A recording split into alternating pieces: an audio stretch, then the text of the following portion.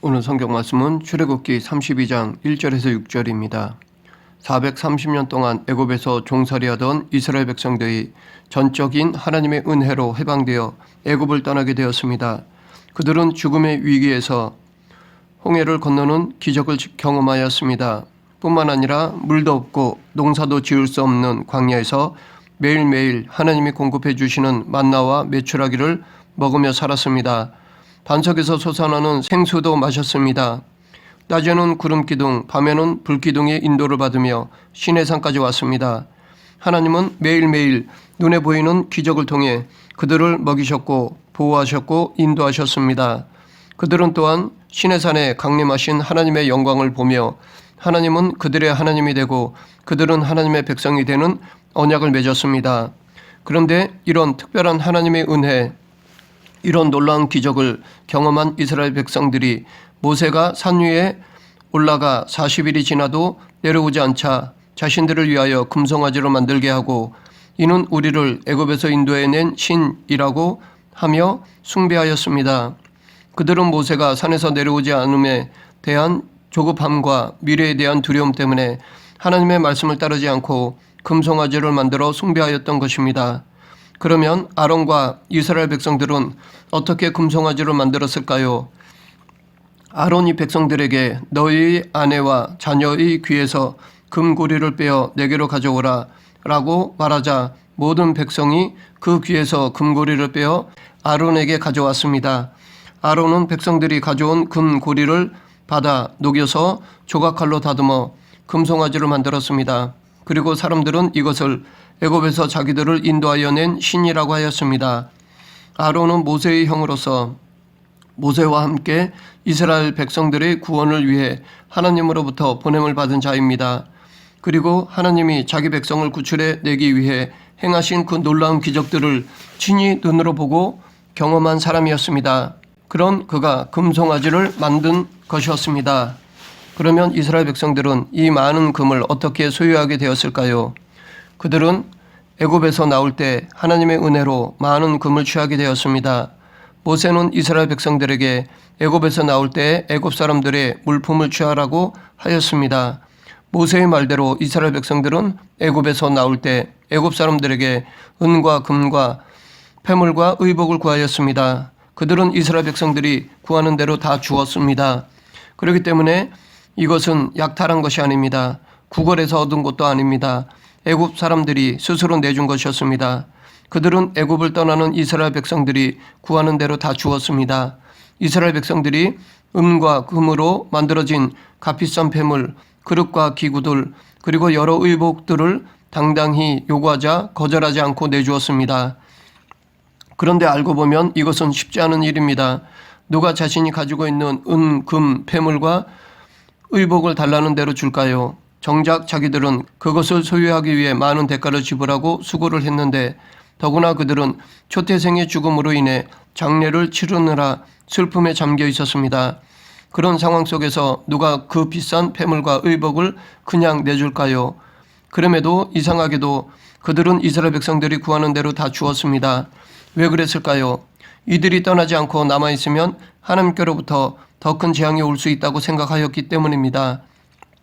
이렇게 해서 이스라엘 백성들은 많은 물품을 가지고 애굽을 떠날 수 있었습니다. 그런데 하나님은 400년 전에 이런 일이 일어날 것을 이미 아브라함에게 말씀하셨습니다.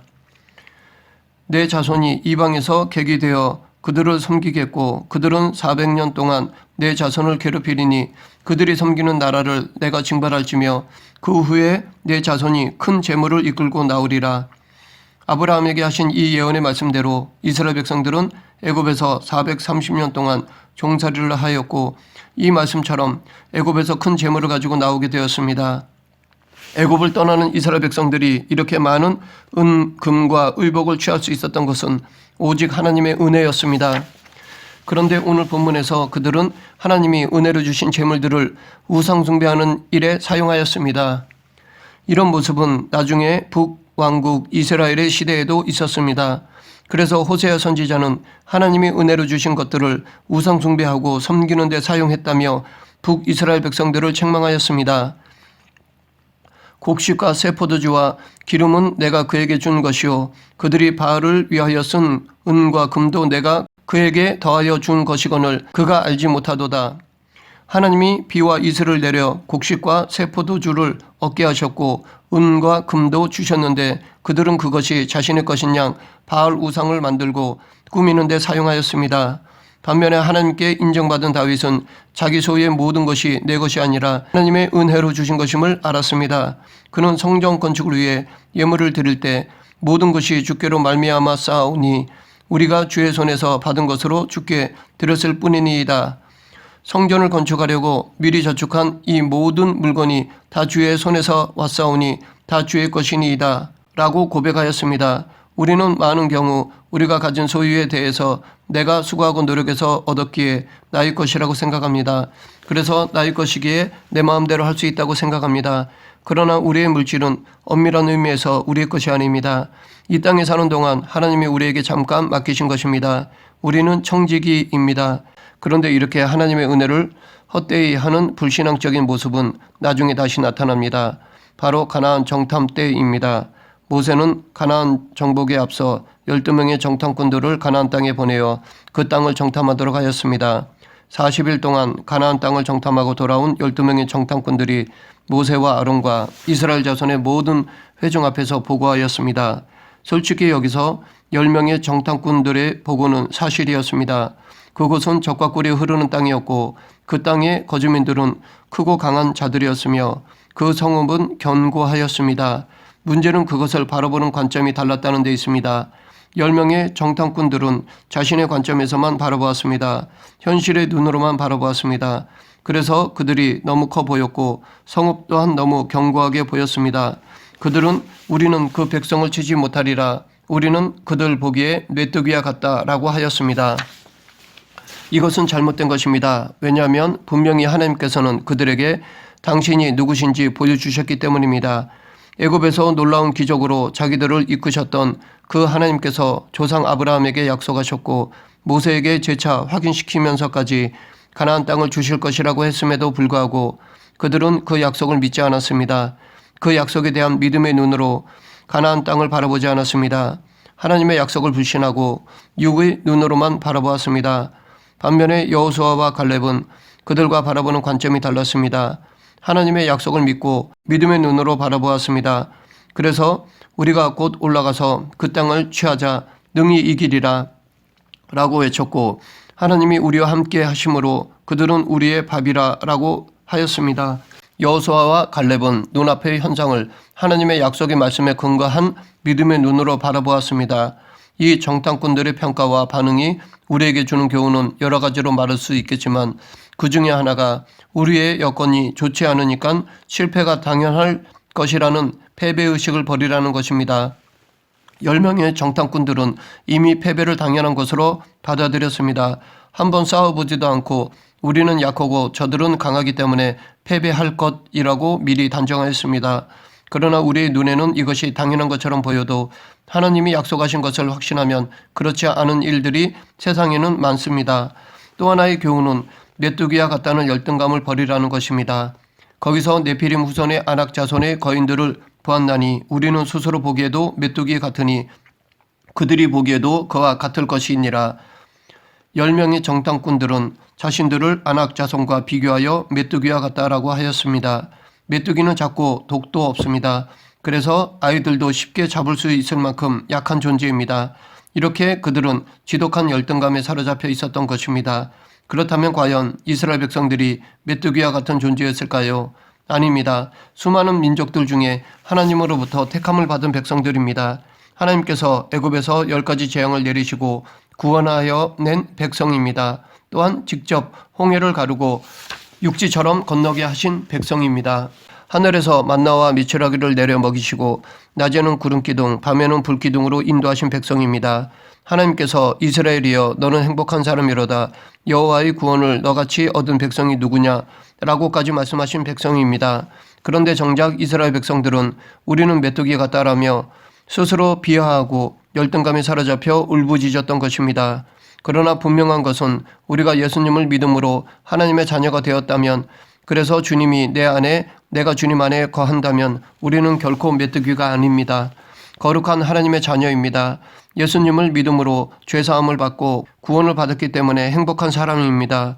우리 안에 보배이신 예수 그리스도가 계시기 때문에 보배롭고 존귀한 자입니다.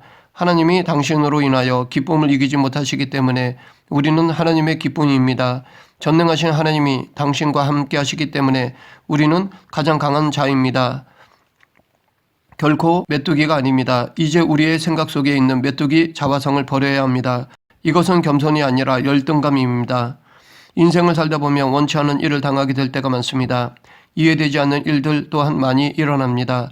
실패할 수도 있고 시험에 넘어질 수도 있습니다. 또 불의의 질병과 사고로 장애를 입을 수도 있습니다. 그러나 더 중요한 것은 내 앞에 발생한 사실 그 자체보다 그것을 대하는 태도입니다. 그것을 바라보는 관점이 중요합니다. 하나님의 관점에서 바라볼 수 있어야 합니다. 믿음의 눈으로 바라볼 수 있어야 합니다. 믿음으로 산다는 것은 약속의 말씀을 붙잡고 하나님의 눈으로 바라보는 것입니다. 그런데 사탄은 연약한 내 모습, 내게 없는 것만을 보게 합니다. 눈앞에 있는 문제만을, 상황만을 보게 합니다. 풍랑만을 보게 합니다. 그 풍랑 앞에서 발을 딛고 계시는 예수님을 보지 못하게 합니다. 물 위를 걷던 베드로가 물속으로 빠져들어간 이유는 예수님을 바라보지 않고 파도를 보았기 때문입니다. 우리는 문제 앞에서 믿음의 주요 온전케 하신 예수님을 바라보아야 합니다. 그래야 하나님이 행하시는 일을 볼 수 있습니다. 이런 믿음이 없었던 이스라엘 백성들은 모세가 더디 내려오자 우상을 만들어 섬기려 했던 것입니다. 그러면 이 사건에서 아론의 실패에 대해 생각해 보겠습니다. 아론이 믿음을 지키지 못한 이유는 진리가 아닌 다소를 따랐기 때문입니다. 산 위에 오른 모세가 더디 내려오자 백성들은 불안하고 두려운 마음에 아론에게 몰려들어 일어나라 우리를 인도할 신을 만들라라고 요구하였습니다. 여기서 일어나라 만들라라는 동사는 명령형입니다. 집단으로 몰려든 백성들은 다수의 힘으로 아론에게 앉아만 있지 말고 일어나서 우리를 위하여 우리를 인도할 신을 만들라고 명령한 것이었습니다. 그렇지 않으면 돌이라도 맞을 것 같은 분위기였습니다. 훌이라는 인물이 성경에 더 이상 등장하지 않는 것으로 보아 아마 이때 사람들에게 죽임을 당하지 않았나 추측하기도 합니다. 아론은 그 분위기를 거스를 수가 없었습니다. 그래서 백성들로 하여금 금고리를 가져오게 해서 금송아지 형상을 만들고는 이는 너희를 애굽 땅에서 인도하여 낸 너희의 신이라 라고 하였던 것입니다. 나중에 산에서 내려온 모세가 책임을 추궁하자 아론은 백성들의 악함 때문이었다라고 변명하였습니다. 백성들의 악함 때문에 어쩔 수 없이 금송아지 우상을 만들어 숭배했다는 것입니다. 이것은 곧 이 백성들이 악하기 때문에 그들의 요구를 거절할 수 없었다는 것입니다. 이렇게 아론은 진리를 따르기보다는 다수를 따랐습니다. 금송아지를 만들어 섬기는 것이 하나님의 계명을 어기는 것임을 알면서도 다수를 따른 것입니다. 앞에 가나안 정탐에서 살펴보았듯이 다수의 외침이 꼭 맞는 것은 아닙니다. 다수의 의견이 진리를 거스르고 하나님의 창조 질서를 파괴하고 깨뜨릴 때도 있습니다. 그런 면에서 볼 때 다수의 원칙을 따르는 민주주의 원리가 꼭 성경적인 것만은 아닙니다. 우리의 신앙생활은 다수의 원칙에 따라 행하는 것이 아닙니다. 대세를 따르는 것이 아닙니다. 진리를 따라 행하는 것입니다. 하나님이 기뻐하시는 일을 따라 행하는 것입니다. 출애굽한 이스라엘 백성들을 보면 그들은 힘들고 어려운 일을 만날 때마다 애굽으로 돌아가고자 하였습니다. 만일 그때 모세가 대세를 따라 애굽으로 돌아갔다면 그들의 후손들은 가나안 땅에 들어갈 수가 없었을 것입니다. 애굽에서 자자손손 노예로 살아야 했을 것입니다. 오늘날 그리스도인들 중에서도 다수를 따르는 경우가 종종 있습니다. 무조건 대세를 따르는 경향이 있습니다. 시대의 분위기에 휘둘릴 때가 있습니다. 반면에 1700년 전 아타나시우스라는 사람은 온 세상이 나를 반대한다면 나도 온 세상을 반대하리라 라며 이단과 맞서 싸워 정통교리를 사수하였습니다. 이 용기가 지금 우리들에게도 필요합니다. 그런데 안타깝게도 오늘날 많은 그리스도인들도 진리가 아닌 다수를 따르고 대세를 따라 살아갑니다. 그것은 넓은 문으로 들어가 넓은 길을 걷는 것과 같습니다. 아론이 믿음을 지키지 못한 또 다른 이유는 혼합주의를 선택했기 때문입니다. 시내산에서 이스라엘 백성들의 요구대로 금송아지 우상이 만들어졌습니다. 그리고 아론은 그것을 보고 그 앞에 제단을 쌓았습니다. 제단을 쌓았다는 것은 제사를 드릴 준비를 했다는 것입니다. 다시 말해 이 금송아지를 자신들을 애굽에서 인도해낸 신으로 섬기려 준비했다는 것입니다. 그때 금송아지를 바라보는 아론의 마음이 어땠을까요? 아름답다거나 근사하다고 생각하지 않았을 것입니다. 개역개정 성경에는 아론이 보고 라고 되어 있지만 수리아 역본에 보면 아론이 두려워하여 라고 번역되어 있습니다. 아론은 두려워하였습니다. 그는 여기 시내산까지 자기들이 어떻게 왔는지 잘 알고 있었기 때문입니다. 하지만 백성들이 악함을 알기에 어쩔 수 없이 금송아지 우상을 만들고 그 앞에 제단을 쌓았던 것입니다. 그리고 내일은 여호와의 절일이라 라고 공포하였습니다. 절일이란 성일, 종교적으로 기쁜 날이거나 시기를 말합니다. 그러므로 여호와의 절일이란 여호와를 위하여 축제의 날이라는 것입니다. 하나님을 섬기는 제사장인 아론이 금송아지 우상을 만들어 놓고 그 제단 앞에서 내일 하나님을 위한 축제를 벌이겠노라 라고 공포한 것입니다. 북왕국 초대왕인 여로보암도 베델과 단에 금송아지를 만들어 놓고 자기 마음대로 절기를 정해 제사를 드렸습니다.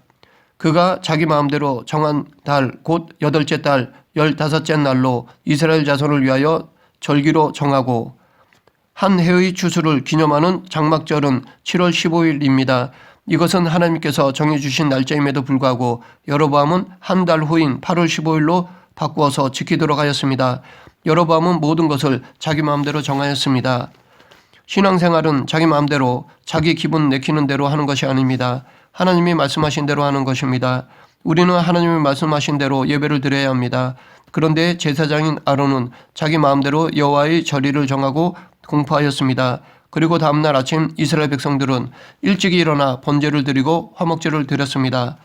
번제는 제물을 불에 태워 그 향기로 하나님을 기쁘시게 해드리는 제사로 하나님과의 바른 관계를 회복하고 하나님에게 헌신과 충성을 다짐하는 것입니다. 화목제는 구속해 주신 하나님의 은총에 감사드리는 것입니다. 아론은 지금 금송아지 우상 앞에 제단을 만들고 그 단 위에서 하나님께만 드리는 번제와 화목제를 드린 것입니다. 그렇다면 아론과 그 백성들은 금송아지 자체를 섬긴 것일까요? 아니면 하나님께 예배한 것일까요? 이 예배의 대상은 금송아지일까요? 하나님이실까요? 겉으로 보면 이스라엘 백성들은 하나님 앞에서 하나님이 정하신 절일을 지키는 것 같아 보입니다. 그러나 이것은 하나님이 가장 가증하게 여기시는 우상숭배의 죄악을 범한 것입니다. 하나님은 이러한 혼합주의를 미워하십니다. 이것은 하나님 보시기에 가증스러운 것이었습니다. 이스라엘 역사를 보면 이스라엘 백성들은 한 번도 공식적으로 하나님을 부인한 적이 없습니다. 하지만 끊임없이 바알과 아세라와 같은 우상을 숭배하였습니다. 가나안 땅에 들어가 정착한 이스라엘 백성들은 하나님을 섬기면서도 에봇과 드라빔을 섬겼고 미가의 어머니는 아들을 위해서 은으로 신상을 만들어 섬기기도 하였습니다. 에스겔 8장에 보면 성령이 환상 중에 바벨론에 있던 에스겔을 예루살렘 성전으로 데려가 예루살렘 성전의 우상 숭배 장면을 보게 하셨습니다. 성전의 바깥들에는 하나님의 질투를 일으키는 우상들이 세워져 있었습니다. 또한 성전 안뜰로 들어가자 성전 사면벽에는 곤충과 가증한 짐승의 모습들이 그려져 있었습니다.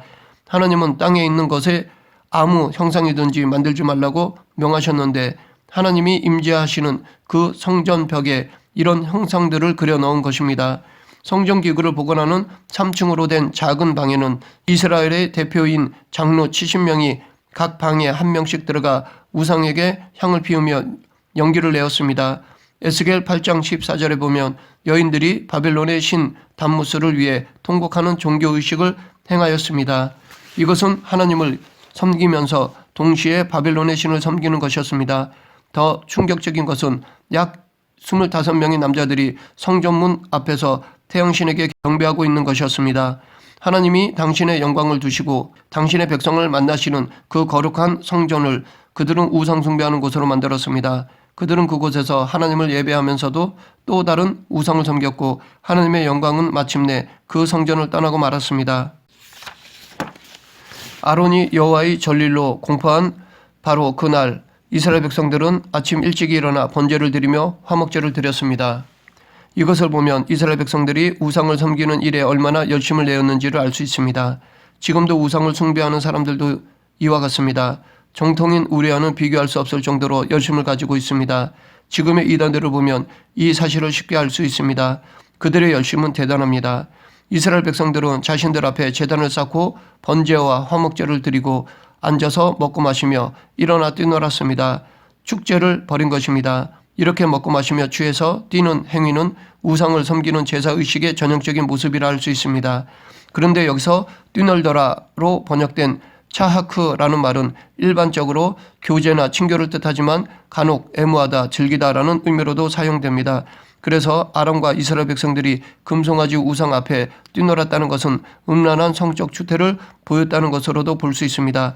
더구나 애굽의 황소 우상은 남성의 힘과 생산을 의미하기 때문에 송아지 우상을 섬기는 숭배의식에서 먹고 마시며 뛰노는 것은 육체적 활락을 행한 것으로 볼 수 있습니다. 그래서 모세는 산 아래서 행해지는 우상 숭배의 모습을 보고 백성들이 방자하게 행해서 원수의 조롱거리가 되었다라고 책망하였던 것입니다. 방자하다라는 말은 풀다, 해방하다, 고삐를 풀다, 발가벗다라는 의미를 가진 말입니다. 여기서 금송아지 숭배 시 이스라엘 백성들이 얼마나 문란하게 광란의 축제를 벌였는지 짐작할 수 있습니다. 이 사정이 많은 경우 축제의 이면에는 성적인 타락이 있습니다. 한 예로 브라질에서는 부활절을 50일 정도 앞두고 카니발 축제가 열립니다. 이는 중세 프랑크 왕국 이후 기독교 국가에서 사순절 기간에 강제로 행해진 금식의 고단함을 위로하기 위해 사순절에 앞서 벌였던 축제입니다. 사순절 기간 동안 금식을 해야 하기 때문에 금식하기 전에 제대로 한번 먹고 마시며 마음껏 즐겨보자는 것입니다. 그래서 생겨난 가톨릭 국가의 축제가 바로 카니발입니다. 그런데 이 카니발 축제가 얼마나 성적으로 타락했는지 모릅니다. 카니발 축제뿐 아니라 지구촌 곳곳에서 열리는 축제들의 이면에는 이와 같은 성적인 타락이 있습니다. 왜 가나안 땅에 들어간 이스라엘 백성들이 오래되지 않아 바알과 아세라를 섬겼을까요? 바알과 아세라를 섬기는 현장에 성적인 쾌락이 있기 때문입니다. 말씀을 맺겠습니다. 아론이 비록 백성들의 위협을 두려워하여 어쩔 수 없이 금송아지 우상을 만들어 숭배하게 했다 할지라도 그것은 큰 죄악입니다. 아무리 많은 사람들이 원하여 강요한다 하더라도 하나님의 뜻에 위배되는 것은 죄가 될 수밖에 없습니다. 그리고 우리가 하나님을 믿어도 다른 것과 혼합하여 믿는다면 그것 또한 죄가 됩니다. 그러므로 우리는 우리의 신앙을 성찰해야 합니다. 이렇게 늘 믿음을 점검할 때 우리는 온전한 하나님의 자녀로 살아갈 수 있습니다. 다수가 아닌 하나님의 말씀에 혼합주의가 아니라 오직 하나님만이 우리의 믿음의 대상임을 잊지 않는 저와 여러분이 되길 간절히 축원합니다. 기도하겠습니다. 공의로우신 하나님 아버지, 하나님의 자녀로 마땅히 하나님의 말씀에 순종하는 삶을 살아가게 하여 주시옵소서. 어떠한 상황이 있어도 하나님의 의의 길을 걸어가는 그리스도인이 되게 하여 주시옵소서. 예수님 이름으로 기도드립니다. 아멘.